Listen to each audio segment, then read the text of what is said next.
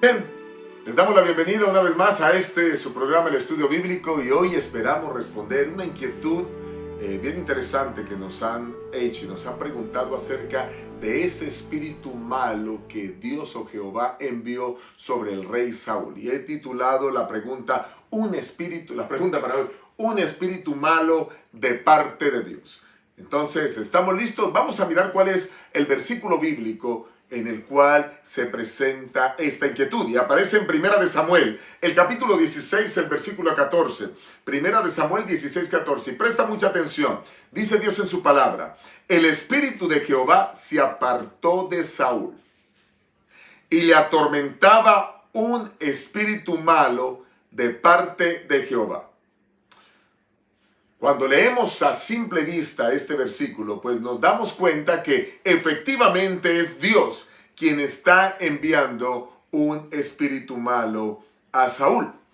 Y así fácilmente se puede entender. Entonces, ¿cómo es posible que Dios esté enviando un espíritu malo a Saúl? Entendiendo que los espíritus malos pues son los demonios. Vamos a dividir, para poder entender este tema, quiero dividir este versículo en 3 secciones y vamos a ir analizando cada una de las secciones. Primera de Samuel 16, 14. Voy a dividirlo así. La sección número 1. El espíritu de Jehová se apartó de Saúl. ¿Está bien? Sección número 2. Y le atormentaba un espíritu malo. Para poder identificar qué es el espíritu malo. Y la sección número 3. De parte de Jehová. Para entender qué significa esa frase. Así que nos vamos así. Espíritu de Jehová que se apartó de Saúl.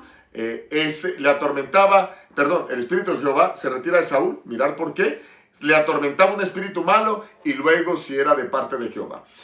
Hablemos un poco de Saúl. Necesitamos entrar en contexto para poder entender esto. Necesitamos ver la historia de Saúl. Cuando Saúl fue llamado a ser rey de Israel, era un joven humilde, un joven que reconocía y daba la gloria a Dios. Pero en algún momento de su experiencia, Saúl comenzó a apartarse de Dios y la gloria que le correspondía a él, pues ahora la asumía para él mismo. Dios comenzó a darle victorias en las batallas, pero esas victorias que al principio, como ya dije, reconoció que eran de Dios, poco a poco llegó él a pensar que le pertenecían. Pero no es así. Saúl era solo un instrumento mediante el cual Dios obraba. El orgullo llegó a apoderarse de él. Y de paso, el más grande de los pecados descritos por la Biblia es el orgullo. Fue el pecado que tomó a ese ángel de luz en el cielo, llamado Luzbel, también Lucifer, diablo, Satanás, que llegó a posesionarse de su vida. Y entonces ahora trajo toda la maldad, toda la tristeza y todo el pesar a este mundo. Saúl comenzó a ensalzarse. Y su ensalzamiento lo llevó a la incredulidad y a la desobediencia a Dios. Perdió de vista el hecho de que él dependía de Dios y que todas sus acciones debían estar en íntima relación con él, en dependencia absoluta de él. Así, con esta vanagloria que comenzó a adquirir, se preparó el camino para cometer pecado. Y el pecado de la presunción y el sacrilegio vino en Gilgal.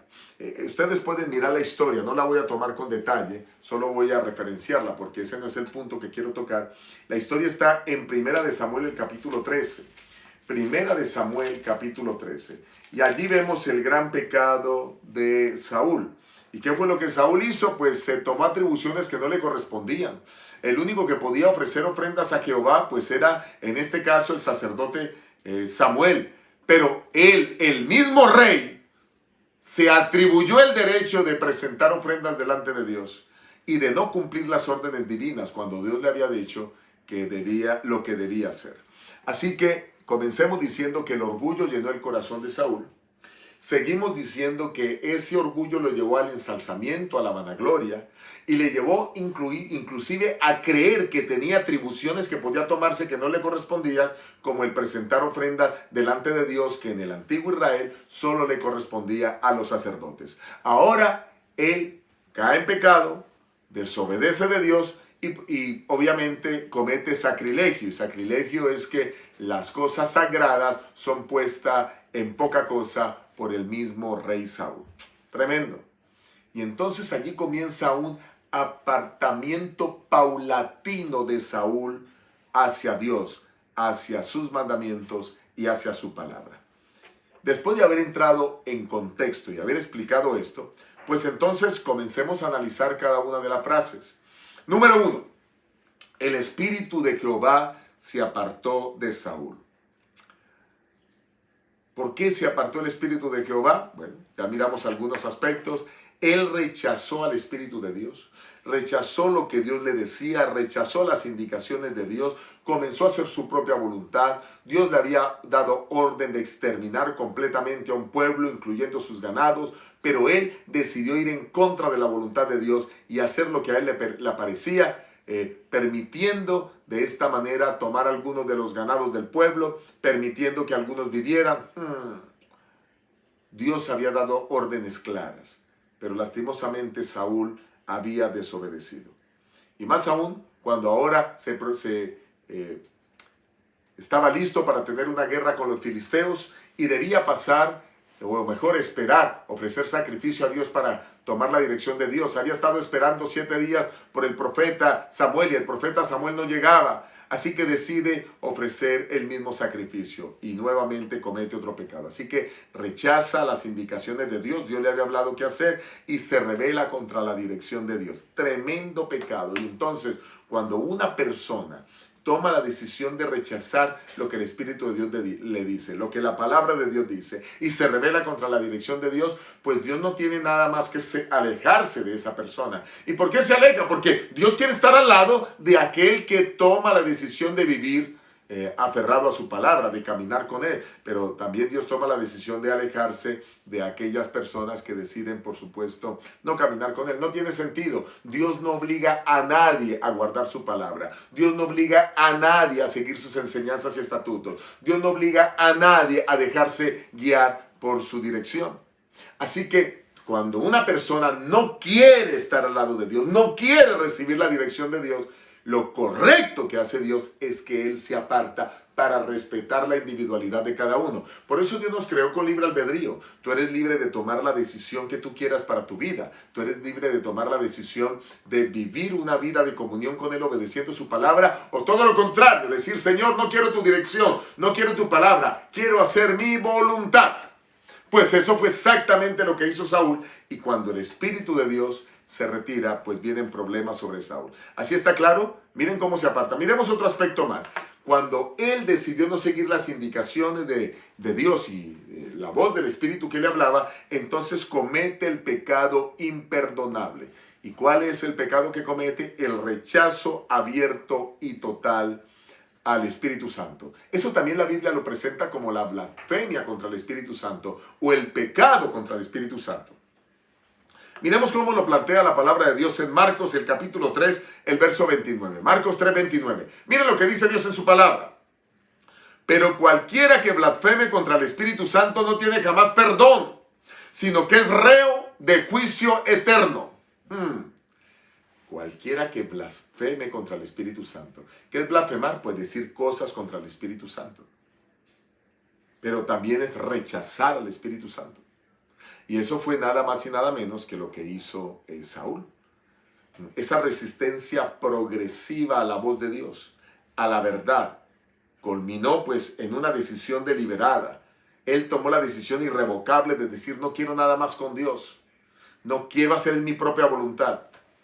¿Encuentran ustedes que eso puede sonar parecido a lo que algunas personas hoy deciden hacer con su vida lo que les parece? Ahora es posible que tú me estás diciendo: tengo temor de haber cometido el pecado imperdonable. ¿Será que el Espíritu Santo se apartó de mí? Bueno, si estás sintiendo eso, quiero decirte que no has cometido el pecado imperdonable, porque estás ahora preocupado de haber cometido el pecado imperdonable. Aquellas personas a las cuales rechazan totalmente el Espíritu Santo ya no quieren saber nada del Espíritu Santo y solo quieren hacer su propia voluntad e ir en contravía a los designios divinos. No les interesa volver atrás. Pero si en ti hay la preocupación de que si has cometido el pecado imperdonable, pues quiero decirte que no lo has cometido. Esa preocupación es evidencia de ello. Así que lo que te invito es a que tú te dejes tomar por el Espíritu de Dios, comiences a obedecer su palabra, a hacer su voluntad, para que no caigas en el error que cayó Saúl. Así que noten ustedes que se puede darse el que el rechazo al Espíritu Santo, la blasfemia del Espíritu Santo por una persona que abierta y deliberadamente pues se aparta de los designios divinos. Voy a poner un ejemplo. Tú sabes que la palabra del Señor dice que hay que guardar los mandamientos. Tú sabes que la palabra del Señor dice que no hay que matar, dice que no hay que robar, pero tú decides vivir toda tu vida matando, robando, o tú decides vivir toda tu vida adulterando, o tú decides vivir toda tu vida violando cualquiera de los mandamientos. Entonces, cuando tomas esa decisión deliberada, no me interesa lo que haga con mi vida, ahora yo haré mi voluntad y no quiero saber de Dios, y así vives toda la vida, pues por supuesto estás cometiendo en ese caso el pecado imperdonable. Y entonces, cuando llega el momento de tu muerte, pues no te has arrepentido, no has decidido aceptar la voluntad de Dios nuevamente porque ya tomaste esa decisión. Ese mismo pecado fue el pecado que cometió Satanás. Satanás sale expulsado del cielo, ahora él decide crear su propio gobierno, monta un ejército con esa tercera parte de los ángeles que fue expulsada del cielo. Y él, pues como el director de esos ángeles, también se llaman espíritus, también se llaman demonios. Entonces él decide ahora crear su propio ejército, su propio reino en la tierra, y entonces poder llevar a muchas personas a que se pierdan, al igual que él tomó la decisión. Muchas personas a que rechacen el Espíritu de Dios de la misma manera como él lo ha rechazado. Espero que quede claro, ¿verdad? El Espíritu de Dios va a seguir a los seres humanos a cualquier parte del planeta Tierra. Nadie puede esconderse del Espíritu de Dios. Pero el Espíritu Santo no obliga a nadie a aceptarlo. Si tú estás dispuesto a dejarte tocar por el Espíritu del Señor, no importa en qué lugar del planeta te encuentres o en qué situación difícil atravieses, ahí va a estar Dios para ayudarte. Miren cómo lo dice el Salmo 139, el versículo 7. Salmo 139, 7. ¿A dónde miré de tu Espíritu?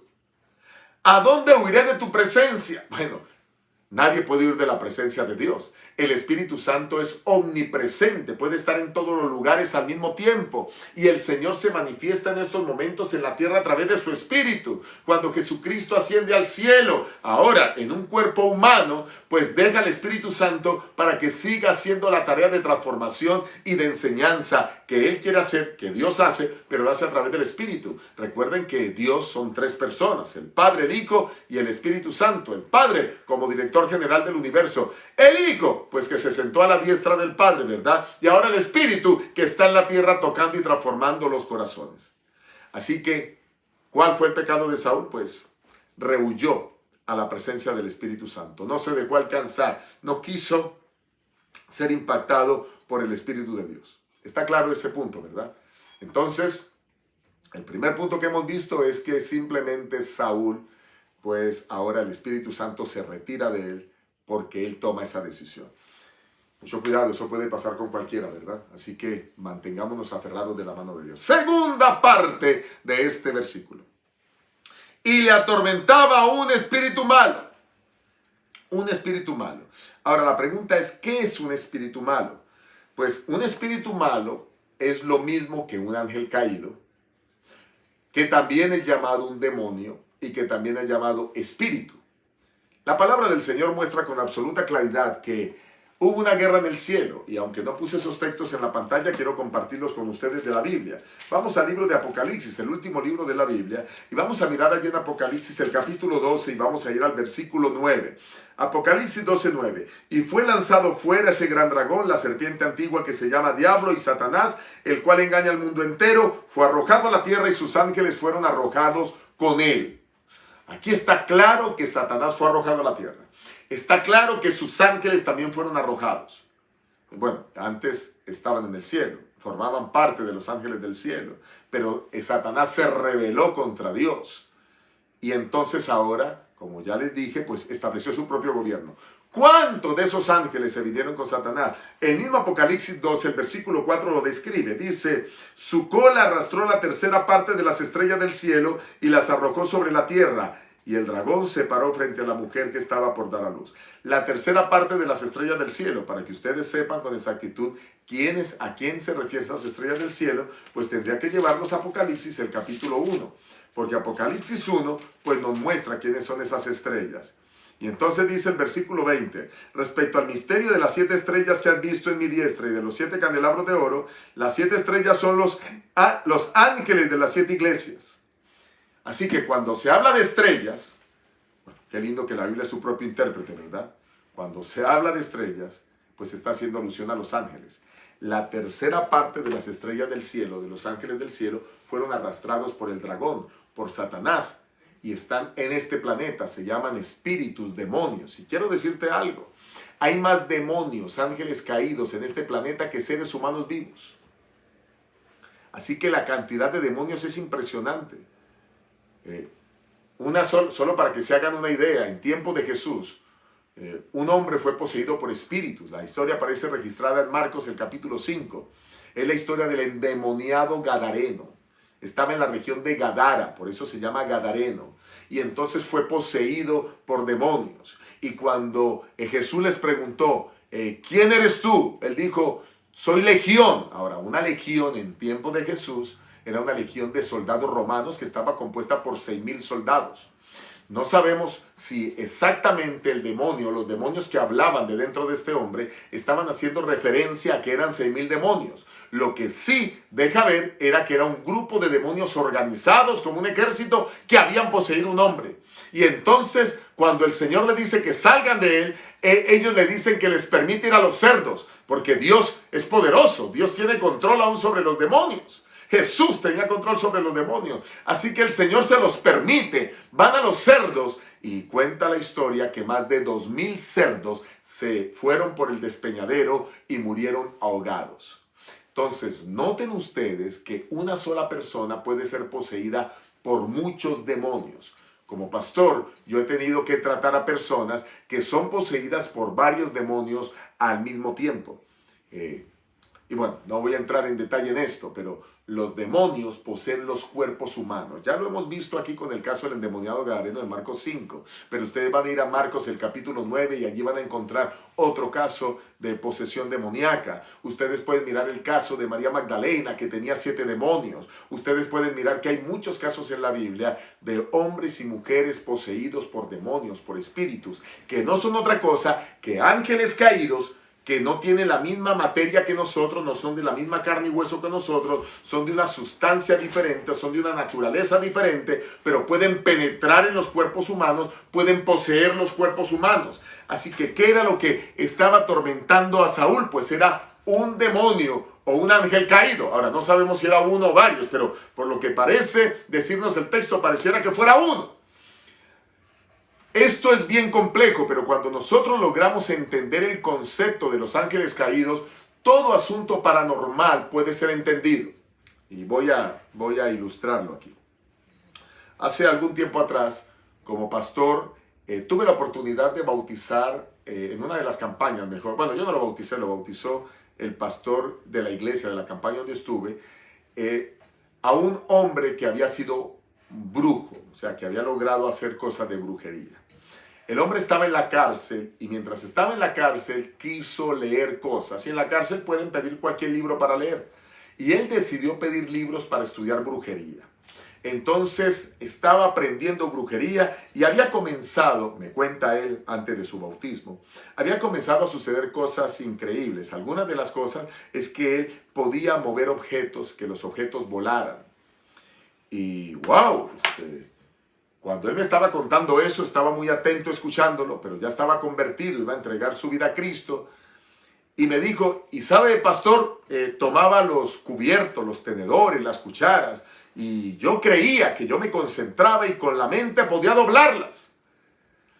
Y cuando estaba en una de esas de mis prácticas, haciendo volar objetos, me dice aquel hombre, alguien dentro de mi celda me puso la mano en el hombro. Y yo volteé a mirar, me dice él, y vi, no podía doblar más la cabeza, no pude ver su rostro, pero alcancé a ver parte de un ala. Y el ala estaba sucia, sucia. Era el ala de un ángel.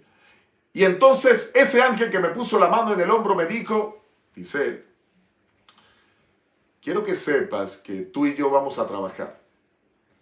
Yo puedo hacerte muy famoso. Y tú y yo vamos a lograr muchas cosas juntos. Es bueno que sepas que quien hace volar los objetos no eres tú. Soy yo el que los mueve. Quien dobla las cucharas y los tenedores no eres tú. Soy yo el quien las dobla. Y el hombre se sintió impactado después de esa revelación de que el espíritu, el demonio, el ángel caído se le apareció allí en la celda. Así que él me cuenta que sintió mucho miedo, mucho temor. Y estuvo pensando, y cuando recordó que su tía, que era miembro de la iglesia adventista, le había mandado una Biblia. Y él la Biblia la había tirado debajo de su catre en la celda. Y ahí la dejaba tirada, porque estaba estudiando los libros de brujería. Cuenta él que quiso tomar la Biblia y sus manos se quemaban. Sentía mucho calor y no la podía tocar. Cada vez que tocaba la Biblia, dice él en su historia, en su testimonio, estaba muy caliente.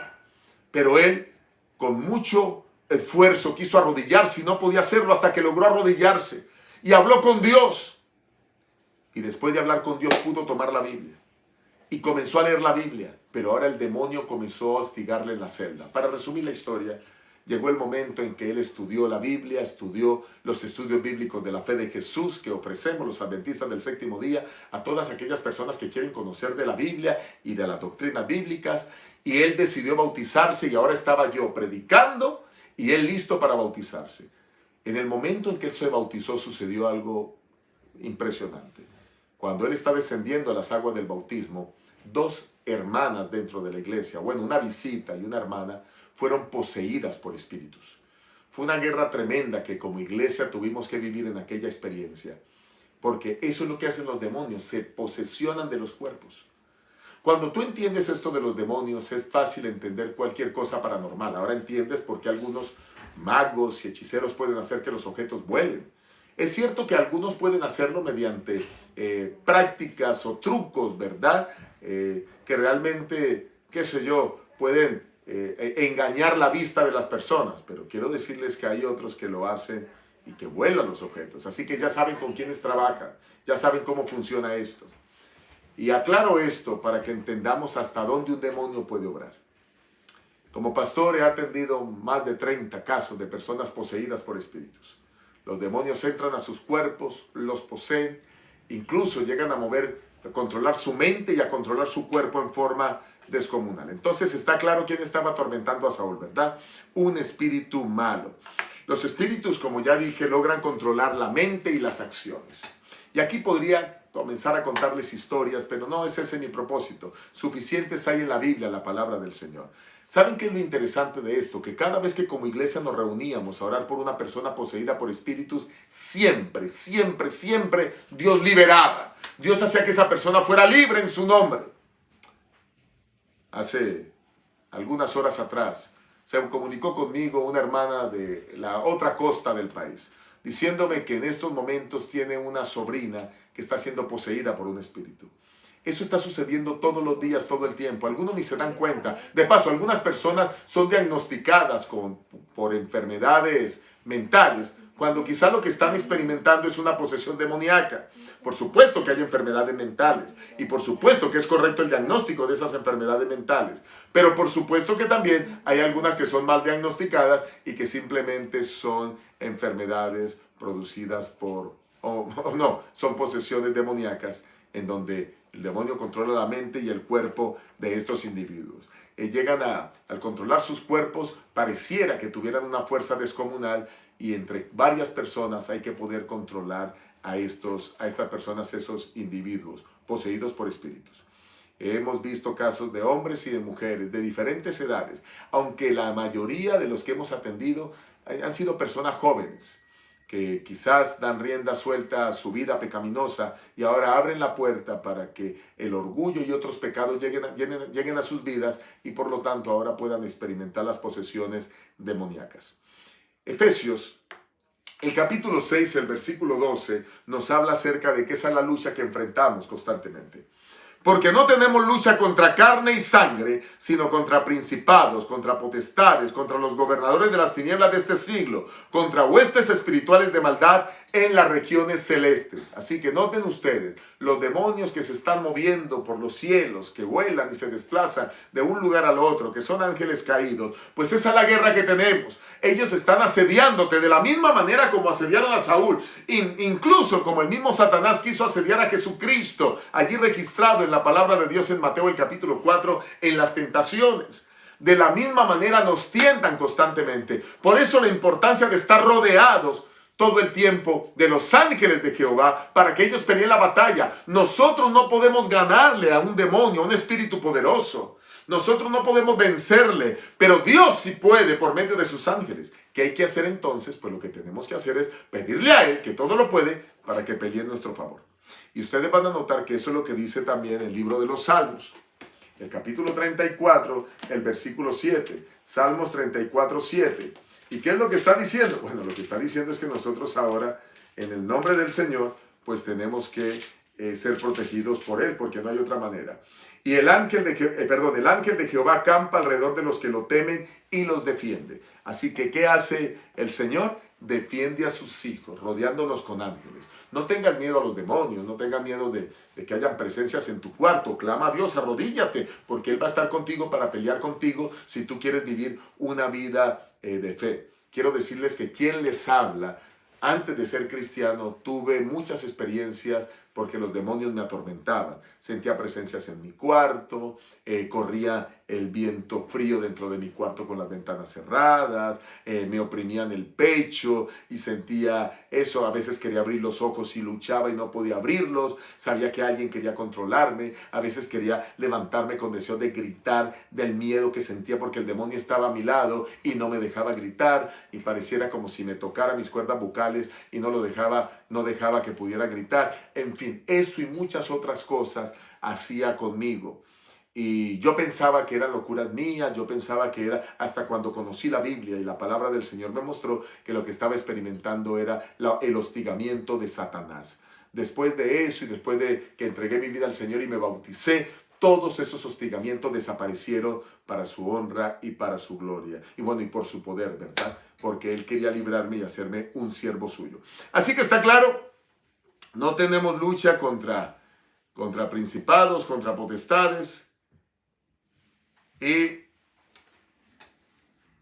la lucha, es contra principados y potestades, contra Satanás mismo. Vamos con la tercera parte.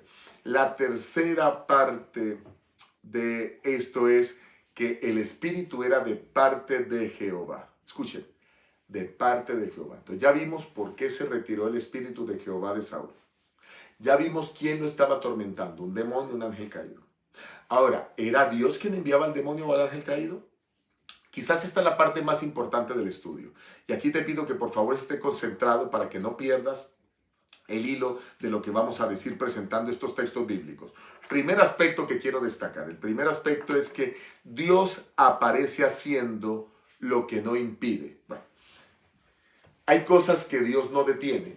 Y cuando Dios no las detiene, entonces la Biblia muestra como si Dios las estuviera haciendo. Vamos a mirar algunos casos. Bueno, tenemos casos como por ejemplo el caso de Job, el caso del censo de Israel y el mismo caso con Saúl. Mucha atención para que podamos entenderlo. Y lo otro es que cuando Dios se retira, el otro concepto que quiero aclarar, Satanás actúa. O sea, Satanás está esperando que Dios se retire de alguien que no quiere obedecerle, de alguien que no quiere guardar sus mandamientos, de alguien que se rebela contra su voluntad. Y tan pronto Dios se retira a sus ángeles, porque esa persona está en oposición abierta a Dios, entonces ahora Satanás actúa y lleva a esa persona tras la perdición. Por eso, cuán importante es que estemos aferrados de la mano de Dios siempre. Miremos cómo lo hizo con Saúl. Y miren que aquí van a notar que se le atribuye a Dios algo que él no hizo, sin embargo, Dios lo permite. Miremos la muerte de Saúl. Aquí vamos a poder definir ese concepto. Primera de Samuel 31:4. Primera de Samuel 31:4. Entonces dijo Saúl a su escudero. Estaban en medio de la batalla recia. Saúl ya estaba herido, estaban perdiendo los israelitas y dice: saca tu espada y traspásame con ella para que no vengan estos incircuncisos a traspasarme y burlarse de mí.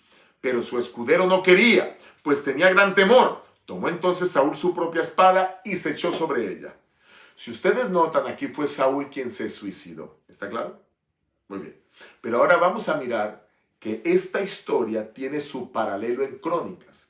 Crónicas eran las historias de los reyes. Eran escritas por los historiadores judíos de la época o israelitas de la época. Y entonces se escribe en Primera de Crónicas la muerte de Saúl. Aquí está en Primera de Samuel, descrita posiblemente por el mismo profeta Samuel, quien pudo haber escrito, es lo que se cree, todo el libro de Primera de Samuel. Pero ahora aquí en Crónicas, miren cómo se repite. Atención. ¿Aquí qué sucede? Se suicida él. Vamos a Crónicas 10:4. Aquí está. Primera de Crónicas 10:4.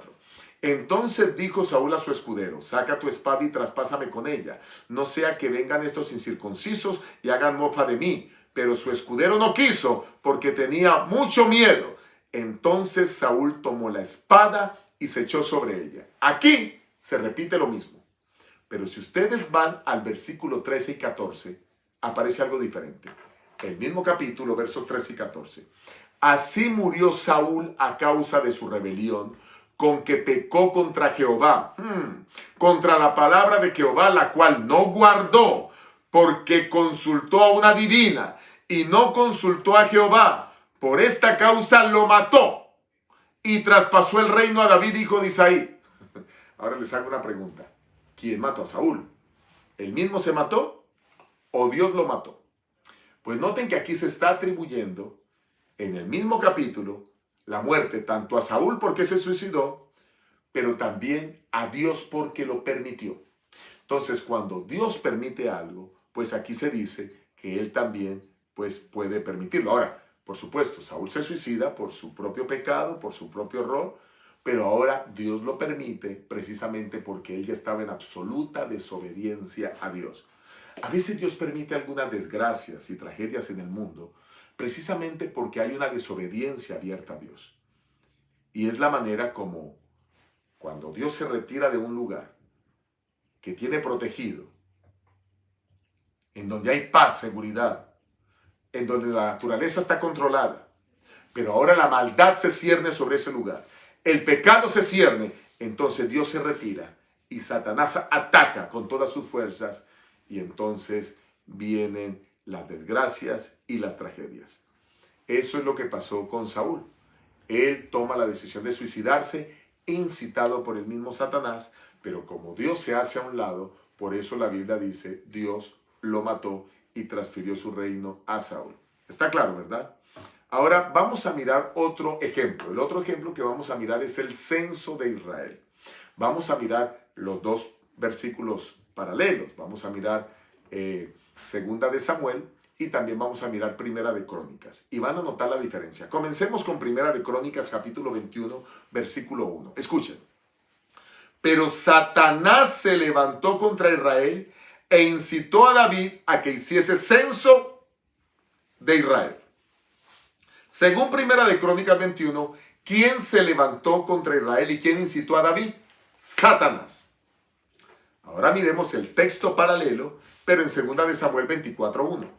Volvió a encenderse la ira de Jehová contra Israel e incitó a David contra ellos a que dijese, ve, haz un censo de Israel y de Judá. Aquí que estamos viendo ahora es a que es Dios el que deja que su ira se vaya contra Israel y la ira de Jehová incita a David. ¡Wow! Aquí hay algo interesante que hemos descubierto. Entonces, el Señor retira su protección, Satanás ataca.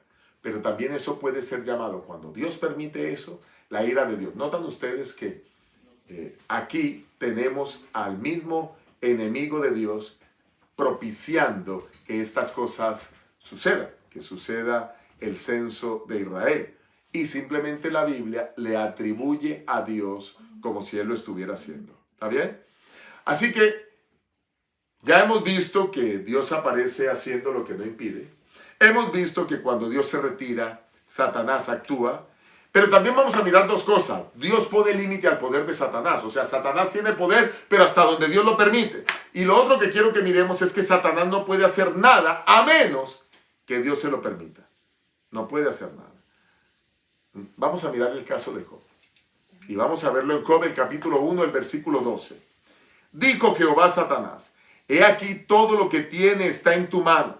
Solamente no pongas tu mano sobre él. Y salió Satanás de delante de Jehová. ¿Notan ustedes? Aquí queda claro que ahora él está en la situación de Job. Satanás va delante de Dios, y entonces Satanás le habla de Job y le está diciendo, he venido de recorrer el mundo, de rodear la tierra. Y Dios le dice, ¿has visto a mi siervo Job? Que es un siervo fiel.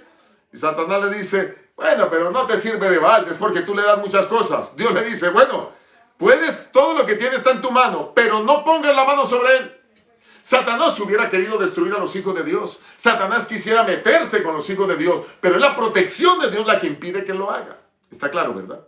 Entonces, noten aquí que Dios restringe el poder de Satanás. Y Satanás atormenta a Job quitándole todos sus bienes, pero no puede poner la mano sobre él. Luego vuelve Satanás nuevamente a una reunión con Dios, y aquí lo veo en Job 2:6. Dice, pero es que todavía tiene salud. Después de que perdió sus ganados, después de que perdió sus siervos, después de que perdió a sus 10 hijos, murieron. Y entonces ahora tiene salud todavía. Y entonces miren lo que Dios le dice. Y Jehová dijo a Satanás, he aquí él está en tu mano, mas guarda su vida. Puedes tocar su salud, pero no puedes tocar su vida, hacer que muera. Noten cómo Dios restringe el poder de Satanás. Así que viene el tormento, el sufrimiento, la enfermedad. Pero finalmente, ustedes conocen el resto de la historia. Dios levanta a Job y le devuelve el doble sus bienes, y le devuelve la salud, y le devuelve sus hijos. Qué cosa tan extraordinaria. Bueno, no le devuelve a sus mismos hijos, le da nuevos hijos, ¿verdad? Pero lo que quiero decir es que el Señor lo restaura. Pero Job se mantuvo fiel al Señor durante todo ese tiempo, en medio de la aflicción y de la prueba. Quizás en algún momento tú experimentes prueba o aflicción. El causante directo es Satanás. Pero a veces Dios lo permite, se hace a un lado, porque quiere probar tu fe, quiere probar hasta dónde eres fiel. ¿Y saben qué es lo peor de todo? Lo peor de todo es que a veces le echamos la culpa a Dios. Job le echó la culpa a Dios. Miren lo que dice Job 1:21. Y dijo, desnudo salí del vientre de mi madre, y desnudo volveré allá. Jehová dio y Jehová quitó. Sea el nombre de Jehová bendito. Así que noten ustedes, ¿quién, según Job, era el culpable de este mal? Pues Dios, Jehová. Así que noten ustedes, quien envió al ángel a Saúl, o al demonio a Saúl, o al ángel caído a Saúl, fue Satanás. Pero Dios se retiró de él primero. Y cuando Dios se retira de Saúl, Satanás ataca. Y entonces ahora por eso lo atormentaba un demonio. El otro asunto es que la Biblia le atribuye a Dios el que ese demonio haya llegado a Saúl porque Dios lo permitió. Entonces, cuando Dios permite algo, en algunas partes de la Biblia se lo atribuye a Dios, aunque haya sido directamente Satanás. Noten ustedes también cómo ahora encontramos en este caso de Job que Satanás le pone, o Dios le pone límite al poder de Satanás. Y aunque Satanás quiera hacer muchas cosas y quisiera destruir el planeta entero ya, y quisiera matarte a ti, matarme a mí, a matar a todos los hijos de Dios, no lo hace por una sencilla razón, porque el ángel de Jehová está cuidándonos, porque el ángel de Jehová está protegiéndonos. ¿Cuál es el punto aquí? El punto aquí es que no podemos caer en el error que cayó Saúl. Saúl se llenó de orgullo y arrogancia, ¿saben? Él era un muchacho sencillo, pero de pronto llegó a ser el rey. A veces podemos llegar a tener posiciones en una empresa, posiciones en la iglesia, y nos llenamos de orgullo. Recuerden que Israel era el pueblo de Dios y Saúl se llenó de orgullo. Alguien puede ocupar una posición en la iglesia y entonces se llena de orgullo, y eso puede hacer que se aparte de Dios. Cuán importante es el espíritu humilde. Dios nos usa, nosotros solo somos instrumentos. No es que por tu estudio tú puedes predicar bien, o por tu estudio tú puedes ganar almas. No, olvídate de eso. No eres tú el que convierta a ninguna persona. Es el Espíritu Santo el que convierte a las personas, el Espíritu Santo el que las lleva a que tome la decisión del bautismo. Tú y yo solo somos instrumentos, y gloria a Dios que somos instrumentos, porque mientras somos instrumentos, nuestro carácter es perfeccionado y se prepara para la eternidad. Así que seamos exageradamente cuidadosos con este tema. No caigamos en apartarnos de Dios para darnos nosotros la gloria. Qué terrible lo que hizo Saúl. El otro aspecto es que Saúl nunca se arrepintió. Siguió avanzando en su pecado y nunca se volvió a Dios. Si tú has llevado una vida, te has apartado de Dios y tú no te estás arrepintiendo de tu pecado, ya llegó la hora de volver. Porque si tú llegas al momento de la muerte sin arrepentirte, habrás cometido el pecado imperdonable como lo cometió Saúl. Por otro lado, es bueno que sepas que mientras estés del lado de Dios, el ángel de Jehová acampa alrededor tuyo para evitar que los demonios te molesten. Ellos van a pelear por ti. Pero si tú has sentido que los demonios te están molestando, algo anda mal en tu vida. Necesitas rehacer una vida con Dios. Necesitas venir a encontrarte de nuevo con el Señor. Y si en algún momento has echado la culpa a Dios de tus desgracias, pues quiero decirte que el causante directo de tus desgracias es Satanás. Pero indiscutiblemente se retiró Dios por alguna razón que tú quizás desconozcas, pero muy posiblemente por alguna razón que tú conozcas.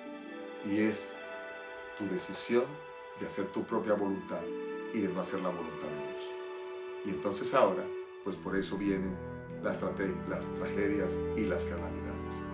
Ha llegado el momento de hacer un cambio de vida. Y yo quiero invitarte en el nombre bendito de Jesús para que tu vida sea transformada. Quiero invitarte para que te suscribas en nuestro canal El Estudio Bíblico. Da un like. Y además de eso, haz clic en la campanita para que recibas las notificaciones y te enteres cada vez que un nuevo video es puesto en el canal. También quiero invitarte para que ingreses al canal Cómo Vivir la Vida, donde millones de personas se han beneficiado con mensajes que traen claves bíblicas para la felicidad diaria. Mensajes de cómo mejorar en las finanzas, cómo mejorar en el hogar, en las relaciones, en la salud, en la vida espiritual. Gracias por estar con nosotros. Dios te bendiga.